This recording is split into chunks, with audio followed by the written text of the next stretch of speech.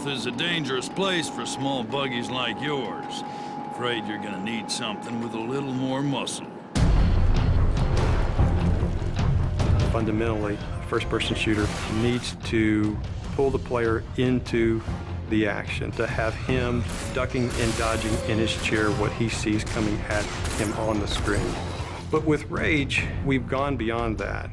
There's so many different things to do. There's so many characters to interact with. There's this world to explore. There's vehicles to drive. So it just becomes immersive on so many levels that when the player is in it, he's engaged with not just the action, but the story, the characters, the world.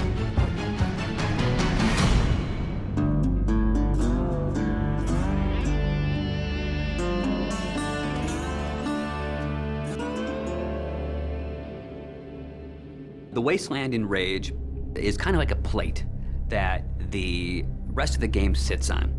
As you travel around, you'll discover that there's these entrances to bandit hideouts and mutant caves and old sewers and things. Listen, don't you go trekking around down there without some serious firepower. In Rage, we try to make the game open but directed. Player choice is very important in Rage. The Wasteland is more than just a setting for the story. It's its own gameplay level, for lack of a better word. It's the thing that stitches the story and it stitches the action all together.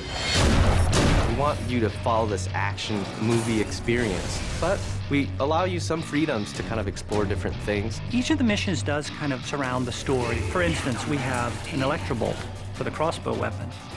Electricity, water, that makes sense. Well, Wellspring sits on top of a well. So the obvious gameplay thing is here, okay, you shoot the electrobolt in the water. It electrifies anybody that's in the water and they die.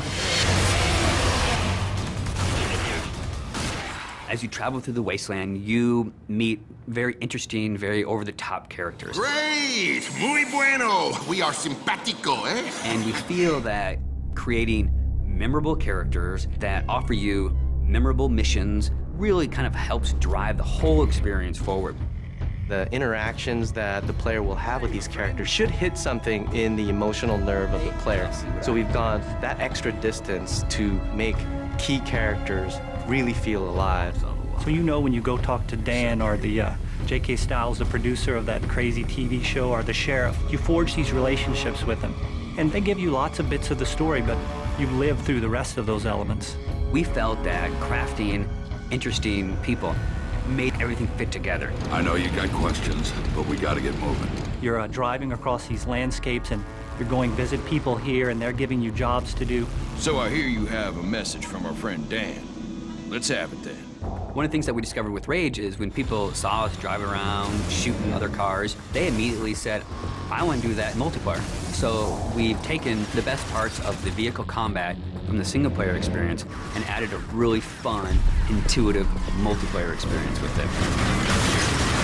We also have this cooperative style gameplay that allows a player to get with a friend, run through a level that's maybe changed a little bit from things that they've seen in the game, and then we roll a little bit of fiction into that. So it's taking all the kind of visceral, in-your-face action, but you're doing it with a buddy. We really have the best of both. We have great co-op missions and some great vehicle multiplayer. We want to provide this smorgasbord of different things that the player can do so that they can become immersed with other things rather than just a critical story path. But if you want, you can go to the store, get a couple more grenades, outfit yourself with some new ammo types, jump back in the car and head for the next action. And we're okay with that.